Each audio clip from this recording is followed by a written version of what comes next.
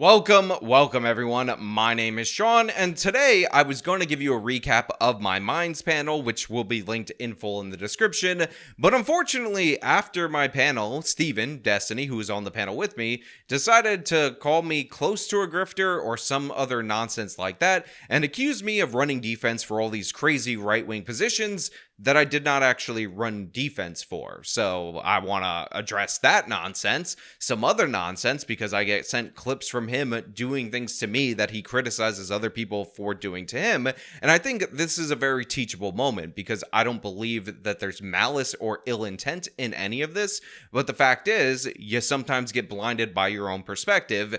And I want to point this out. On top of that, this kind of thing has caused problems for me before, so I want to address it. But before we get into that, I want to thank everybody who signed up over on actualjusticewarrior.com/join. Give me the money.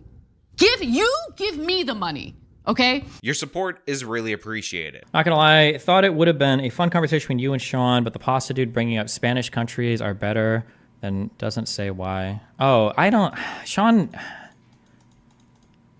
I feel like I hate Shawn the most. I hate Shawn the most because I think I have the highest expectations of him. Like, Shawn is a decently smart guy. Shawn is a pretty smart guy. I know he is. I can tell by the way he speaks and the way that he considers ideas. And he plays such an unbelievable amount of defense for the people there. So first of all, Steven, I appreciate the compliment. Obviously, I am the smartest person on planet Earth, 10,000 IQ, and you should have the highest expectations for me, and honestly, no hard feelings about you hating me the most. Again, I take it all as compliments. What I don't appreciate, though, is the examples that you're going to run into, because they're not very good. Like, when the guy to the right of me said that, oh, all these cases got thrown out on standing, I was like, well, the standing actually had to do with, like, evidentiary shit. And then Shawn was like, actually, that's not considered standing. I'm like, yeah, no, you're right. It's not standing. It's like pretrial, like when the complaint is filed, blah, blah, blah. He's like, well, you shouldn't call it standing because that's not what he's... And I was like, why are you even fighting me on this point? Clearly, the actual substance of what this guy said was wrong, that it all got thrown out on standing, when the reality was most of them were thrown out on evidentiary grounds. But it's just like, yeah, it's just cringe that he runs so much defense for. So one of the things that Steven often criticizes other people for doing to him, that he in fact just did to me right there, is talking about them, referencing them, without actually playing the clip in question that backs up their point. And right here, this is him misinterpreting what I said. Maybe if he rewatched the video, he would understand the point I was trying to make, because when you watch the clip, clearly and obviously, I wasn't trying to obfuscate the cases that were brought forward by Trump that had no merit. I was just pointing out that standing is not about evidence. It's about whether or not you have the ability to sue, whether or not you're a wronged party. I would like to also say that 50 of the 60 lawsuits were dismissed on not on standing, procedural edgers. It wasn't like, a judge a system that puts them in power is going to discredit that same system because that's what got them elected. So, I mean, there's lawsuits that go on all the time. They're always thrown out. They're always kicked back to the state.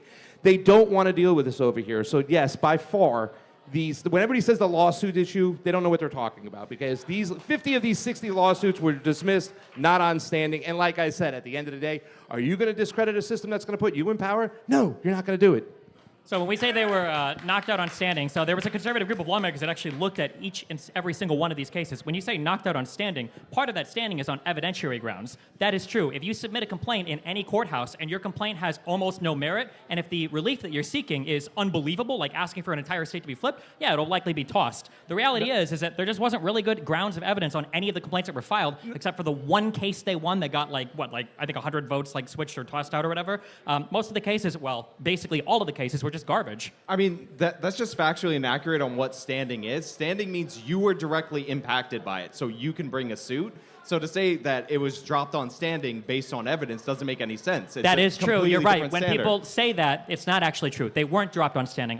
They were dropped in pretrial before it actually went to court, and people confuse that with standing. But most of them, over 30 of them, were dropped on evidentiary grounds because they didn't have evidence to even prima facie make the case. All right. I mean, that's fine to make that case. You could have just said he was wrong, but instead you said standing is actually evidence, which is just factually untrue. A Google search could tell you that. Now, you might have caught at the end of that, I actually followed it up with you you guys should argue about the particular cases, and this is because the pasta guy is way more into the 2020 stuff than I am, and I actually thought that would be a more interesting conversation rather than name the number of cases and then argue about standing being related to evidence when it's not related to evidence. I mean, I do a criminal justice show where I talk about a bunch of different legal issues. I'm not a lawyer, but a basic concept like that, I'm going to want to clarify. I'm going to want to explain. So this wasn't done to obfuscate or anything like that. But ultimately, this ends up leading to Steven referring to me as a grifter when prompted by somebody in his audience. And to be clear, technically he said almost a grifter, but we'll clarify this. Or when Shawn was saying things, is Shawn a grifter? I think Shawn is pretty close to a grifter. I would say that, yeah. Because he's smarter than the scene that he's in, and he knows better. And you can tell by the way that he runs defense that it's like very intentional. The reason I'm very intentional in the way that I speak is in the hopes that I won't be misconstrued. So, for instance, if I were a grifter or whatever, and by the way, this is my job. So technically I do this for money. To be clear about that, I'm one of the people who probably hides that the least, that this is what I do for work. I don't pretend that I sell memberships on my website because I'm conducting a social experiment or I have a Patreon for that purpose or whatever. It's because I want you guys to support what I'm doing if you appreciate what I'm doing.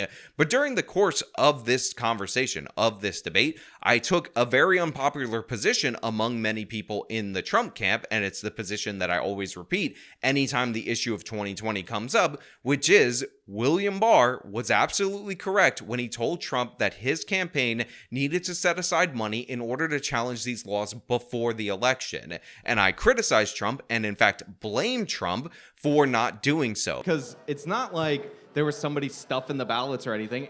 They changed the rules and the laws and how the elections were conducted in public. So in Pennsylvania, their constitution forbid mail-in voting. They did it anyway. Now, I will say it is the fault of the Trump campaign team for not challenging it early.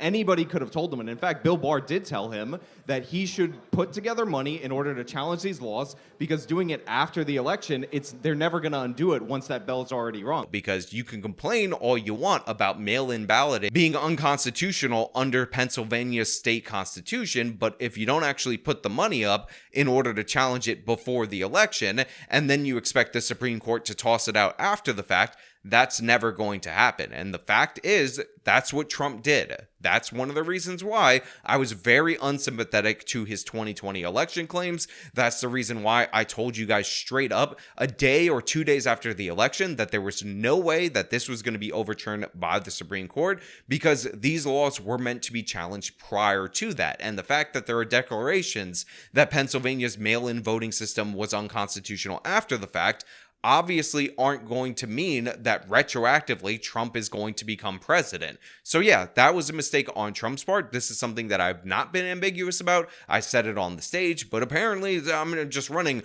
all this defense for these crazy Republicans, no matter what they say, because I want the money from you. All right, I gotta say this. So I know what you're talking about. It's the repeal the 19th crowd, and I just want to make this as clear as possible.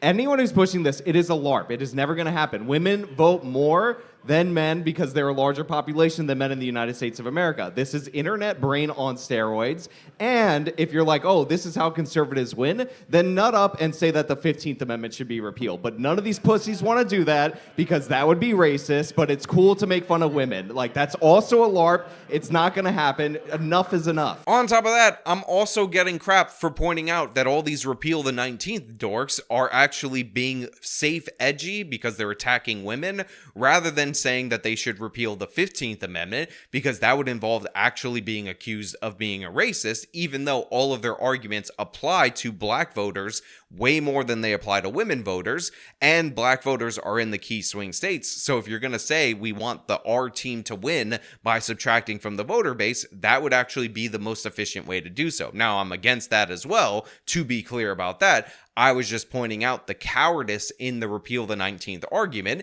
and I'm still getting crap for that, even though I did that on the stage, but I guess that's all part of the elaborate grift that I'm running. I remember there was a time when Shawn was saying,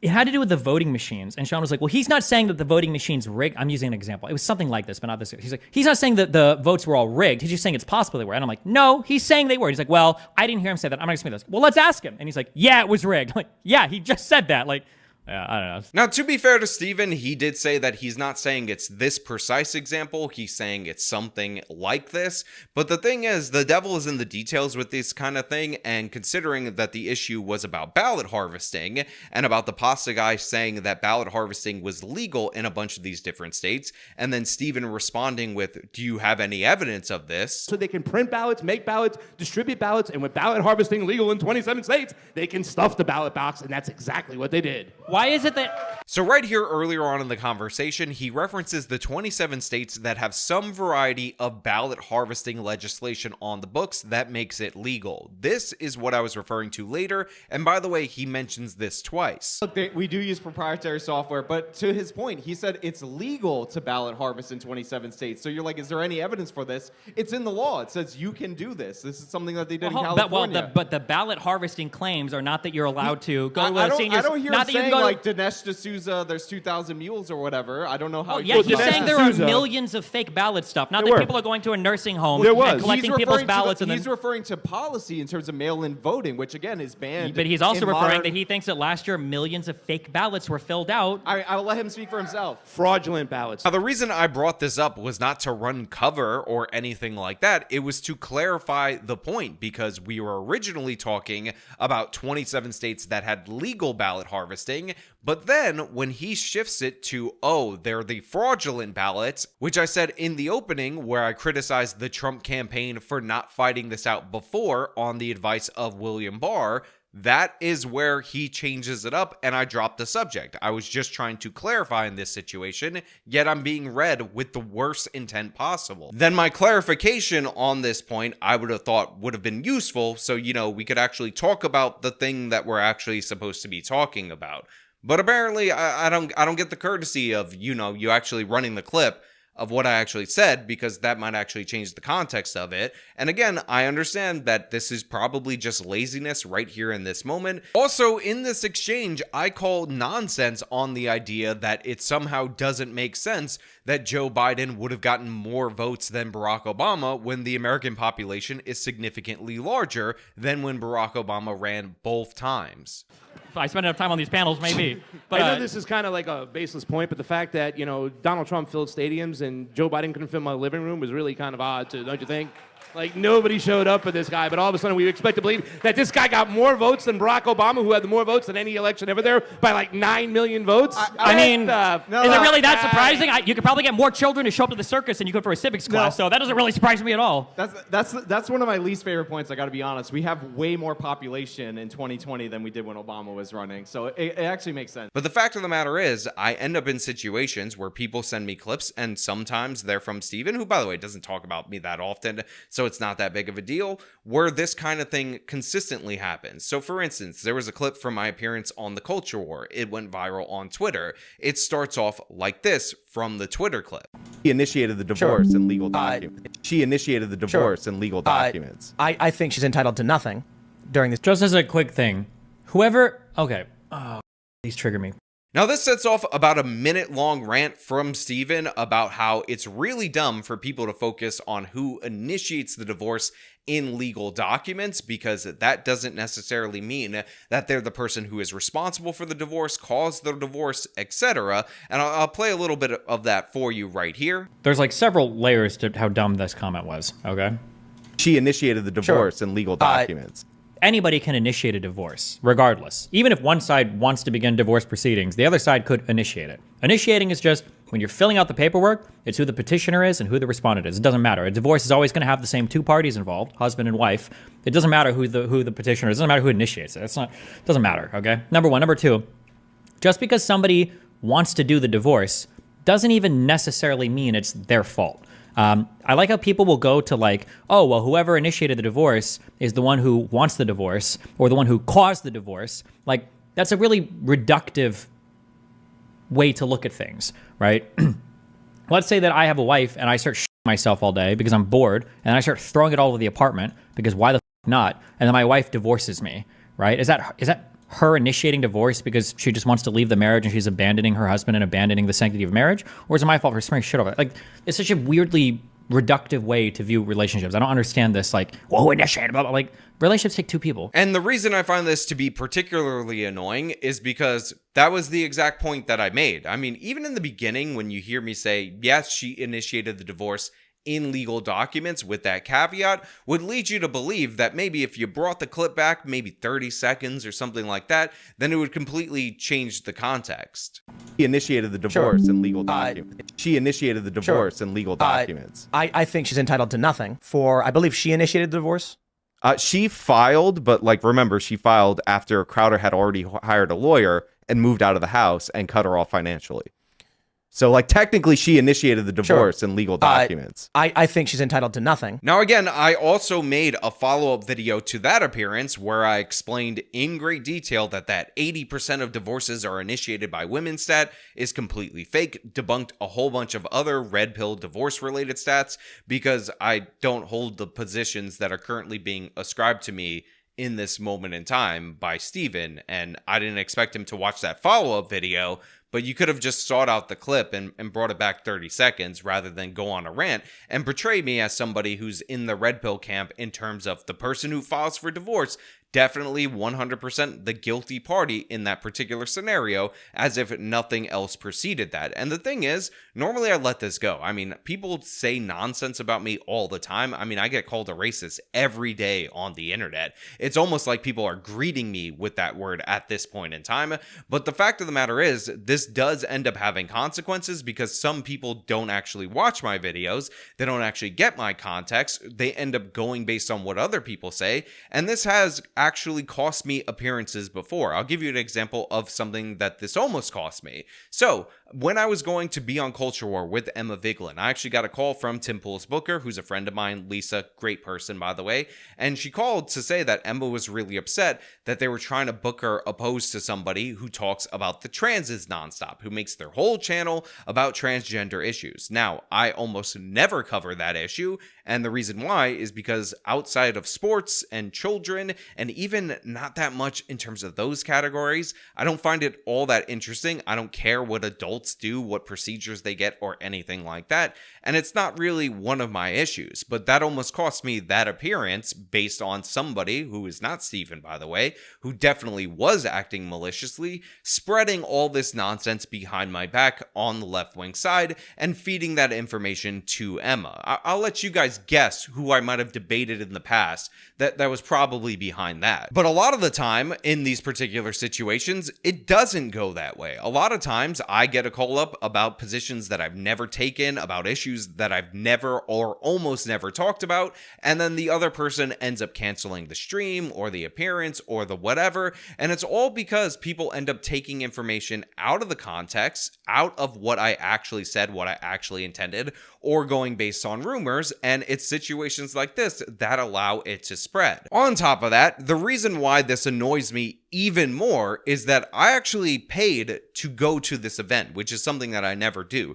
Typically, when you go to these events and you're a speaker, your flight and your hotel is covered. But for whatever reason, the flights to Austin were ungodly expensive. For me and the fiance, I spent about $1,800. And just to clarify, before anybody makes this suggestion, this is a standard ticket. I was sitting in what is called Main 2 under Delta, which is economy class. So yeah, it was $1,800 for 2 economy class tickets. Now, I happen to know the booker of this particular event, and he usually will reimburse the speakers for their flights. That's a typical standard part of the deal. However, when I told him about the price, he said, look, I'm going to come out of pocket, but it hurts me because I'm losing a bunch of money, and honestly, I don't know if I can cover the full thing of the flight. So, because it was my friend, I actually ended up paying for this because I had already been promoting the event to you guys out there in the audience, and if any of you bought tickets to come out to see me, I wasn't going to let an issue like paying for a plane ticket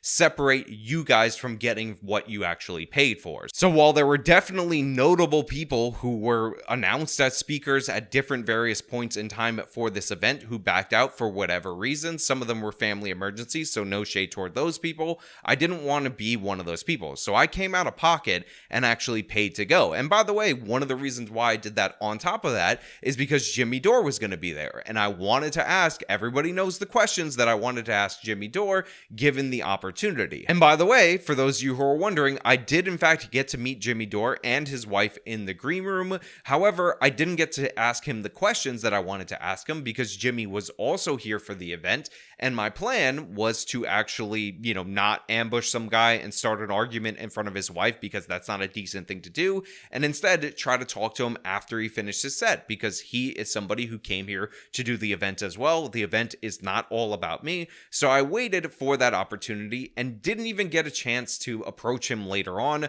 So essentially, I dropped $1,800 in order to ask Jimmy Dore a couple of questions, and I didn't get to do so, and now I have Steven referring to me as a grifter for things that I've never said. Now look, of course, I had a fine time. I was able to hang out with my friends, meet some of you, but it's really obnoxious to have this come from Steven, who I don't think I've ever gone out of my way to be disrespectful to. In fact, when a lot of people were using his own personal situation in order to clickbait videos, I didn't want to do that to him, so I just didn't cover it because that's his personal business. And on top of that, I ended up running into an organizer after he was confronted by Alex Stein, where I explained the situation between Steven and Alex Stein. Because while I don't have an issue with Alex Stein at all whatsoever personally, I've seen him confront Steven and say the same things to him, I think at like 3 separate events.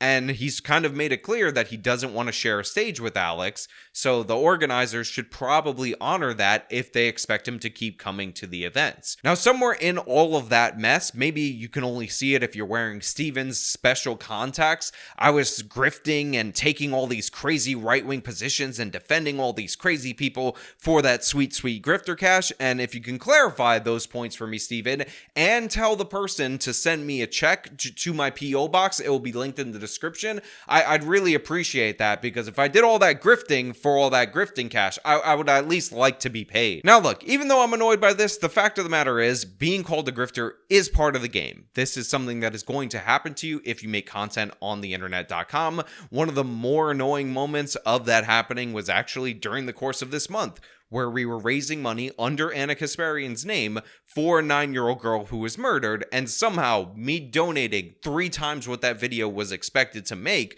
is part of the grift. It's the grift, raising money for them, which, by the way, I'm going to link that fundraiser. You guys did an excellent job in supporting that, and I really appreciate it. I said it before, and I'll say it again. You guys honor me when you follow up with stories like that and help the victims based on my coverage, so I really do appreciate that. It's one of the best ways to show your appreciation for this channel is to actually take positive action in this world. But point being, no matter what you do, you're going to be labeled this. But I expect a little better from Steven, not that he's my friend or he owes me anything, because he uses the very same tactics that he criticizes other people for using it against him.